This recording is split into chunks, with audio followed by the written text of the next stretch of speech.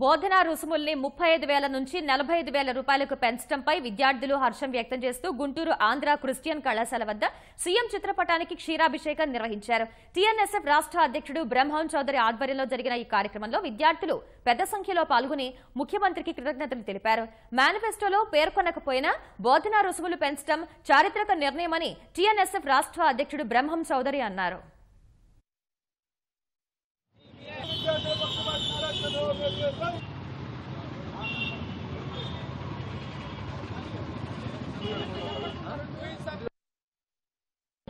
మరి fee reimbursement పెంపుదల ఎన్నికల మేనిఫెస్టోలో పెట్టినప్పుడు కూడా విద్యలో నాణ్యత కావాలనేటువంటి ఉద్దేశంతో నూతనంగా ఏర్పడినటువంటి రాష్ట్రానికి ఉద్యోగ ఉపాధి అవకాశాలు రావాలి, చదువులు పూర్తయినా కూడా వారి యొక్క విద్యలో కనుక నాణ్యత లేకపోతే నిరుద్యోగం పెరుగుతుందనేటువంటి ఉద్దేశంతో నారా చంద్రబాబు నాయుడు గారు నిన్న మరి 35,000 రూపాయలు ఉన్నటువంటి ఫీజు రియంబర్స్మెంట్ని 45,000 రూపాయలకి పెంచి ఇటు కళాశాలల వారికి కానీ అటు పేద విద్యార్థులకు కానీ పెద్దన్న పాత్ర పోషించడం జరిగింది.